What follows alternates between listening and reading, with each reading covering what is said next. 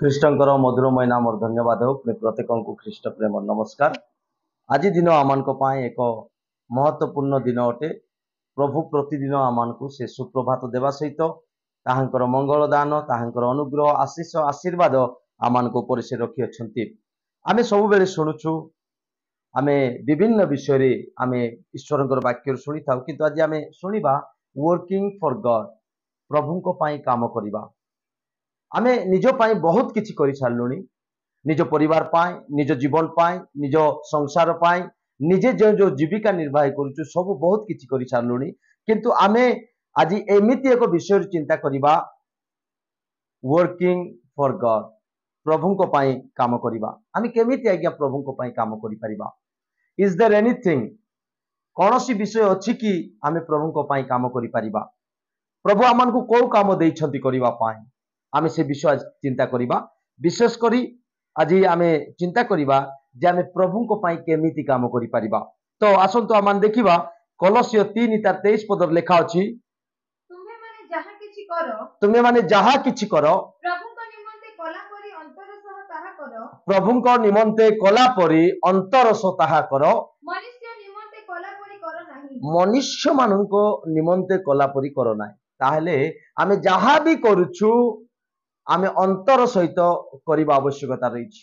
ସେଟା ବି ମନୁଷ୍ୟଙ୍କ ଦୃଷ୍ଟିରେ ଉତ୍ତମ ଦେଖେଇଲା ପରି ନୁହେଁ, କିନ୍ତୁ ଈଶ୍ୱରଙ୍କ ଦୃଷ୍ଟିରେ ଉତ୍ତମ ଦେଖାଗଲା ପରି ବା ଈଶ୍ୱର ସନ୍ତୁଷ୍ଟ ହେଲା ପରି ଆମେ ସମସ୍ତେ କାମ କରିବା ଆବଶ୍ୟକତା ରହିଛି।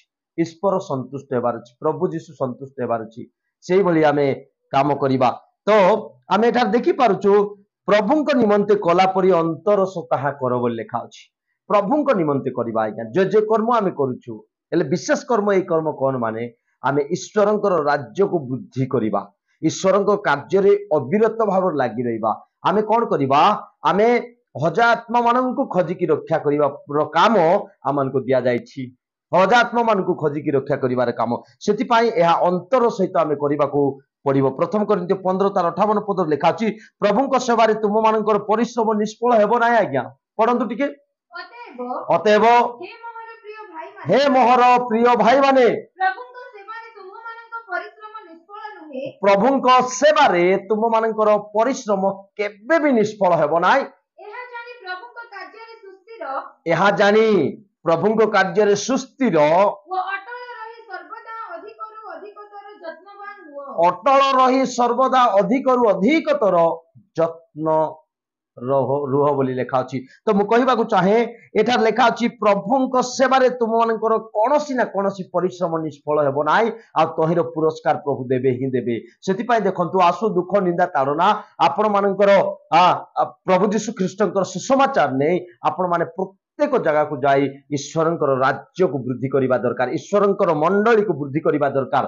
ତାହା ହିଁ ପରମେଶ୍ୱର ଆମମାନଙ୍କ ଠାରୁ ଚାହାନ୍ତି, ଆଉ ସେଇ କାର୍ଯ୍ୟଭାର ପରମେଶ୍ୱର ଆମମାନଙ୍କୁ ଦେଲେ।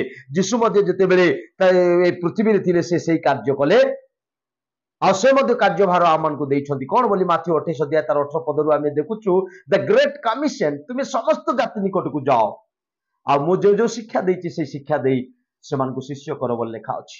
ତ ମୁଁ କହିବାକୁ ଚାହେଁ, that is the great commission God has given to us। ପ୍ରଭୁ ଆମମାନଙ୍କୁ ସେଇ ମହାନ ଆଦେଶ ଦେଇଛନ୍ତି, ଆମେ ସମସ୍ତେ ଆଗକୁ ବଢିବା ଦରକାର, ସୁସମାଚାର ନେଇ ବଢିବା ଦରକାର। ଅନେକଙ୍କ ଜୀବନକୁ ଆଜି ପର୍ଯ୍ୟନ୍ତ ସୁସମାଚାର ପହଞ୍ଚି ନାହିଁ ଆଜ୍ଞା। ତ ମୁଁ କହିବାକୁ ଚାହେଁ, ହିତୋପଦେଶ 14:23 ପଦ ଯଦି ପଢିବା, in all toil there is profit, ସବୁ ପରିଶ୍ରମରେ କଣ ଅଛି? ଫଳ ଅଛି ଆଜ୍ଞା, ସବୁ ପରିଶ୍ରମର ଫଳ ଅଛି। ଠିକ ପଢନ୍ତୁ, ଫଳ ଅଛି। ଆପଣ ଯଦି ମେର ଟକ୍ ଏଠି ସେଠି ଗପ ସପ ହେଇକି ବୁଲୁଥିବେ, ଆଉ ଆପଣ ଯଦି କୌଣସି ପରିଶ୍ରମ କରିବେ ନାହିଁ, ତାହେଲେ ଆପଣ ଦରିଦ୍ରତାରେ ବାସ କରିବେ। ସେଠି କଣ ଲେଖା ଅଛି? ଅଷ୍ଟାଦରର କଥା ମାତ୍ର କେବଳ ଦରିଦ୍ରତା ଆଡକୁ ନେଇଯାଏ ଆଜ୍ଞା। ତ ମୁଁ କହିବାକୁ ଚାହେଁ, ଏଇ କଥାବାର୍ତ୍ତା ଛାଡନ୍ତୁ, ବେକାର କଥା ଛାଡନ୍ତୁ। ଯଦି ପୃଥିବୀର ସମସ୍ତ ପରିଶ୍ରମରେ ଯଦି ଫଳ ଅଛି, ଲାଭ ଅଛି, ତାହେଲେ ଈଶ୍ୱରଙ୍କର କାର୍ଯ୍ୟ କଲେ କେତେ ଅଧିକ ପରମେଶ୍ୱର ଆପଣଙ୍କୁ ଆଶୀର୍ବାଦ ନ କରିବେ? ଟିକେ ଚିନ୍ତା କରନ୍ତୁ। ଆପଣଙ୍କର କାର୍ଯ୍ୟ, ଯୋଉ କାର୍ଯ୍ୟ କି ଈଶ୍ୱରଙ୍କର କାର୍ଯ୍ୟ, आपण निज कार्य बोली नहीं छंती ताहा जदि कठिन परिश्रम कर जदि आपण करिवे ईश्वर को राज्य वृद्धि करिवे हजात्म मानन को लाभ करिवे ताहेले परमेश्वर आपण को केते अधिक जे आशीर्वाद न करिवे। द्वितीय तिमोथी 2:15 पद लिखा अछि a worker who has no need to be ashamed जो लोक कार्यकारी करूअछि से लोक केबे भी लज्जित हेबो ना आज्ञा पढंतु टिके सत्य वाक्य यथार्थ रूपे व्यवहार करी आमे समस्त कौन करवा दरकार सत्य वाक्य जीशु ही सत्य अटंती आउ ए वाक्य सत्य अटे बाइबल सत्य अटे ए सत्य वाक्य को आमे कौन करिवार अछि सत्य भाव व्यवहार करी जो कार्यकारी लज्जाबोध करबा आवश्यक नुहे जदि आपण सत्य वाक्य व्यवहार करी आपण ईश्वरଙ୍କ क्षेत्र रे ईश्वरଙ୍କ मंडली रे बा ए जगत रे आपण माने जो सत्य भाव रे सेवा करूछंती सत्य भाव रे से कार्य करूछंती ताहार परि ईश्वरଙ୍କ निकटरे आपण को कौन सी लज्जाबोध करने को पड़ो ना ताहार परी ईश्वर निकटरे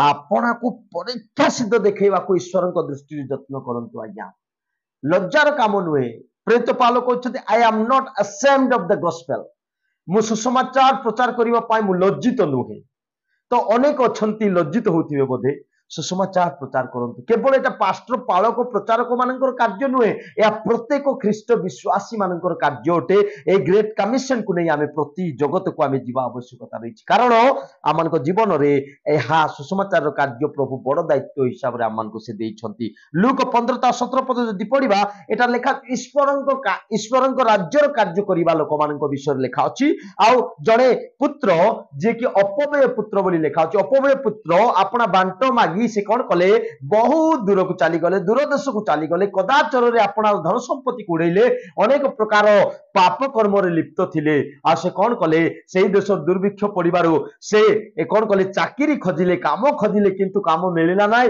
से कौन कले आ शेष रे गोटे घुसुरी मालिक पाखक गले आ से मालिक पाखक जाई काम खोजुछंती से मालिक कहले तुमे घुसुरी चोराओ किंतु खाइबा पीबाटा मु देई परिबि नाय से घुसुरी मानक ठारू बळका होतिबा सिम खाउथिला किंतु मिलु नथिला आज्ञा भकरे कलबल होतिला 17 पद जदि पढिबे लूक 15:17 पद रे लेखा अछि मात्र से चेतना पाई कहिला एबे गोटे दिन आसिला से चेतना पाइला आज्ञा कारण से भूल करिछि पितांको गृहरु से बाहर की पळैला ईश्वरको राज्यरु से बाहर की पळैला ईश्वरको मंडली से बाहर की पळैला आ से एबे चेतना पाइला एबे से मने पकैला परंतु टिके मात्र से चेतना पाई कहिला कहिला मोर बापाको केते मूल्यांकर खाद्य बळी पड़ी अछि मोहर बापांको गृह रे केते मूल्यांकर खाद्य बलि पड़ुछि सेतकी टिके रो ए लेखा अछि मोहर बापांको गृह रे केतेक माने समस्त नुहंती जो माने विश्वस्त भाव ईश्वर को कार्य करती